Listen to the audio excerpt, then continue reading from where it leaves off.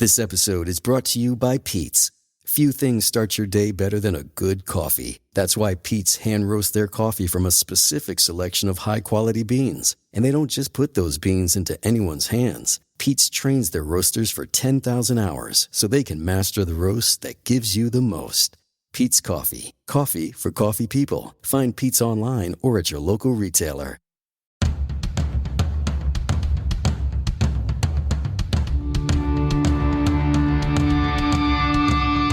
This is the Mistress Carrie Situation Report for October 5th, 2023. Your daily entertainment headlines, industry info, and everything rock. The Foo Fighters are set to appear on the popular Austin City Limits program, and while an air date has not been announced, the band is planning to tape next Thursday, October 12th at ACL Live at the Moody Theater. Austin City Limits is giving fans a chance to see the taping in person via their website. Winners are going to be picked randomly, and cell phones, photography, and recording will be prohibited at the taping. The Foo Fighters are making 2 appearances at this year's Austin City Limits Festival on October 7th and 14th. The Foo Fighters have already announced summer stadium dates for North America next year, including July 21st at Fenway Park in Boston. Tickets for the entire tour go on sale tomorrow. Tim Burton's classic Beetlejuice is getting ready to go back to theaters to celebrate its 35th anniversary. Dolby Cinemas will screen the film for one night only on Wednesday, October 18th. Screenings are scheduled for 7 p.m. and 9:30 p.m.,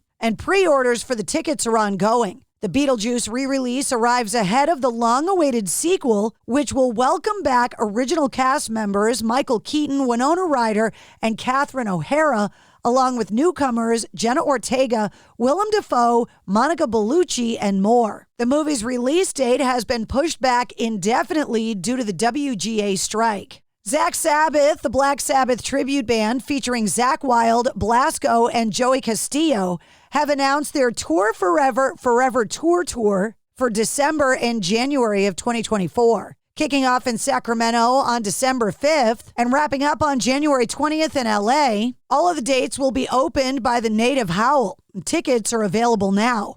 That includes a stop in Boston at the Paradise Rock Club on January 6th. Musician and songwriter Matt Heafy has confirmed that he is the composer for the upcoming horror comedy film Deathgasm 2 Gormageddon. This follows the massive success of the original 2015 Deathgasm, which has garnered a dedicated following for its unique blend of gore, humor, and metal. Heafy is best known as the frontman for Trivium, as well as his recent black metal side project, Ibaraki. A 2-disc vinyl release of the film's soundtrack is planned, with the first record being comprised of various artists on the soundtrack and the second record being the film's score composed by Heafy. There's a crowdfunding campaign currently underway to help raise money for Deathgasm 2 Gormageddon, with Kickstarter backers getting an exclusive limited edition red vinyl release of the album. Kansas City Chiefs tight end Travis Kelce talked about the NFL's fascination with his new romance with Taylor Swift on a new episode of the New Heights podcast, saying that he believes they're overdoing it a bit, especially in his situation, saying, quote, "I think they're trying to have fun with it." And speaking of Taylor Swift, Dancing with the Stars pro dancer Peter Murgatroyd told Billboard this week that the show is getting ready to host an episode dedicated to Taylor Swift, saying, quote, "We'll be having a Taylor Swift week here. Am I allowed to even say that?" In a new interview with That Rocks, the weekly YouTube series hosted by Eddie Trunk, Jim Florentine, and Don Jameson, Scott Ian from Anthrax talked about the progress of the songwriting and recording for the band's upcoming album, the follow-up to 2016's For All Kings, saying that they've got dates on the books for Joey Belladonna to start working on vocals with the producer next month. Saying, quote, "So yeah, everything's officially moving along at a decent pace right now." And Bad Wolves recently shared the music video for their latest single that tackles online negativity, Die About It. The song is the title track from their upcoming album, set for release on November 3rd. The band is getting ready to hit the road in support of Bush alongside Eva Under Fire. Daniel Laskowitz, the lead singer from Bad Wolves, said Die About It is us using our music as an outlet to say fuck you to anyone that doubts us, hates us, talks shit about us, or makes up lies about us. We've put up with a lot of ridiculous bullshit from haters and people that want to stop us from making art that we love. If you have to question whether this song is about you, it probably is. And Maynard James Keenan's 60th birthday tour just got extended. Last month, the Tool frontman announced that his two other bands, Perfect Circle and Pussifer, would join forces with Primus for an untraditional tour, getting all three bands to share the stage at the same time. The tour, dubbed Sesanta, a callback to Maynard James Keenan's 50th birthday celebration, Sequanta. And now, Sesanta has announced new East Coast dates, starting in Raleigh, North Carolina on April 7th and wrapping up in Colorado at the Red Rocks Amphitheater on April 26th. And that's your sit rep. For more details on all of the stories, check the links in the show notes of this episode. And don't forget to follow and subscribe to the Mistress Carrie Podcast.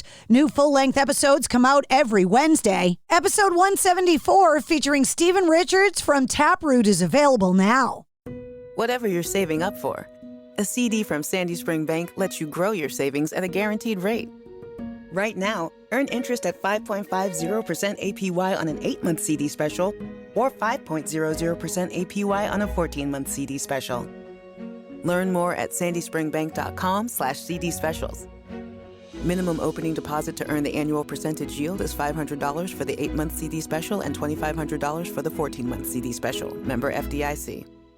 Hi, I'm Michael Osborne. And I'm Amit Kapoor. Together, we host Famous and Gravy, life lessons from dead celebrities. On each episode of our show, we choose a famous person who died in the last 10 years, and we go through a curated series of categories to look at their life story in search of insights and hidden wisdom.